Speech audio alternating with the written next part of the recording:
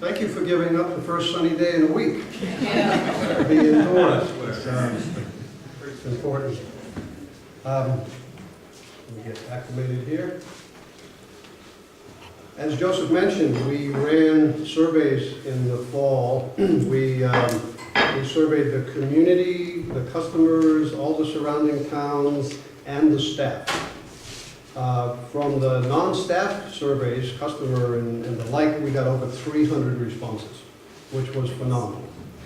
Almost every staff member responded to the staff survey, and they did not hold back.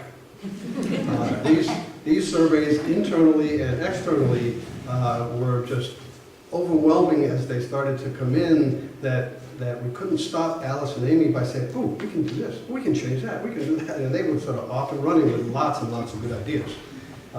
So essentially, from both sides of the counter, we got lots of very, very useful and creative inputs and ideas about what people love about the creamery, what people don't love so much about the creamery, things we could do, and we started to synthesize those, and we put them, we created a set of goals. The goals were focused on, as you can read, adding more shopping space. We clearly heard from folks that the feeling and the clog at some of the parts in the store is, and we heard from local people that said, well, when I drive by and I look at the parking lot on a weekend, I decide not to go in on that basis. So we were very, very informed about things that we needed to do and needed to take on in order to really enhance the experience. I'll go through the rest of the from the other side of the counter, solve the abuse we were putting the staffs through in terms of the workspace. They just have so many people tripping over each other trying to get their job done that we had to take that on. Receiving, when trucks come up and people bring dollies to the store and people trying to shop and all the goods get put on the floor, well, that's disruptive and it's very hard to deal with. Make sure you preserve the felt experience of the creamery. If you're going to make some changes, the things we love about it and how it feels, as Hattie said, it's my living room, you know, when I walk into the cafeteria and I see all my friends and relatives. Don't mess with that. And maximize the gain in terms of any potential renovations, but at minimum possible cost. So those were the goals we set out on, and then we embarked on a process that frankly took twice as long as I thought it would, but it was worth the time we invested. We spent several months with being led by Peter LaPointe, a local architect, and he has put in enormous time, energy, and talent to the processes we've embarked on. Peter continues to hang in there with us and to help us.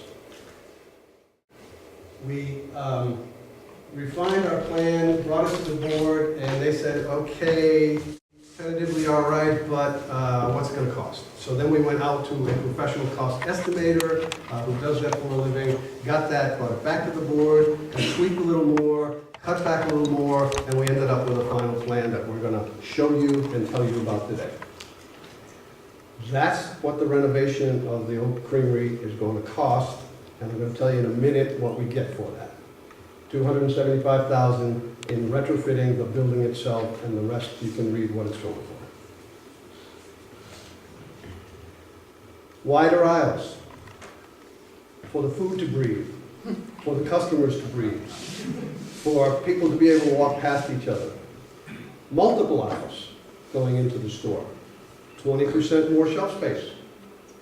A deli near the cafeteria. Registers central to the store where the folks at the register can essentially see every aisle in the store. Multiple aisles to go back and shop where you don't have to go past the register or the deli to shop.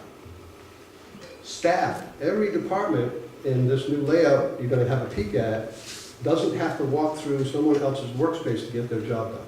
So the deli area is self-contained, the cooks are self-contained, the stockers can go straight into the store without going, crawling over the coffee, and you know, we've taken all of those things into consideration. Seasonal outside dining, where you can order at a window outside. with a buffer from the road, not picnic tables on Route 9. We're talking about seasonal outside dining that's with a bit more ambiance. This is an artist's rendition that was just given to us. A friend of Peter LaPointe, the architect, did it at no cost. Would have cost several $100s to have it done otherwise. And here's what we're talking about in terms of, and by the way, we sort of did an off the back of the envelope accounting of the value of the goods and services from professionals that have been donated to us in the last little bit here, and we're over the $50,000 worth of services already donated from multiple talented folks, which is just fantastic. I mean, this community supports the heck out of this initiative. So you can see, I'm not going to try to use the pointer here, but an outside sort of terraced area. There's a window you can order from, a handicap ramp going into the store, and essentially there's a bigger blow up of that diagram on the wall over there. There's also a diagram to the right of it, which is what the new shopping and employee space is going to look like. So after we break, spend some time looking at those. They'll be in the store. They'll be on the website. You can download them, and you can see all of the things that we've done to get to this point in terms of this plan and the new felt experience. Where is Route 9? Where the cow is facing. We got rid of it. We routed it to the other side of the river. It's out here, Mary. It's on this side here. And what we're going to do is, just a little bit of detail, we're going to close off the entrance there, so trucks won't come in right near the door, cars won't come in, and we'll have parking that will be parallel, so there'll be an entrance way on the other side, and we're going to solve that parking challenge as well. What's not totally obvious in the drawing is the footprint of the creamery has not changed an inch. It's expanding the foundational footprint of the building. So all the renovations are happening within the current footprint, which is rather brilliant. And where's the parking? Where it currently is, but better than it is now. That sounds magical.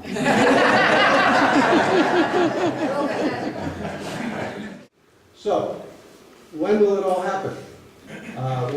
Kimberly's going to tell you about all the financials for the entire cost of this conversion and the budget and the projections going forward, which includes this renovation cost. You'll then hear about our home stretch press to bring in all of the capital required to do this complete conversion. Our anticipation is we will close the whole deal later this year, and we'll start construction in the dead of winter when things are slower, and be done by May, because we're not going to be doing any renovation once the busy season starts. So that's the timetable, and that's the window of opportunity that we see that we want to move forward with. Check out those renditions, see what it's going to look like, see what it's going to feel like. We're here to chat with you after. If you have any specific questions about this plan to move forward, we're pretty excited and glad to be at this point.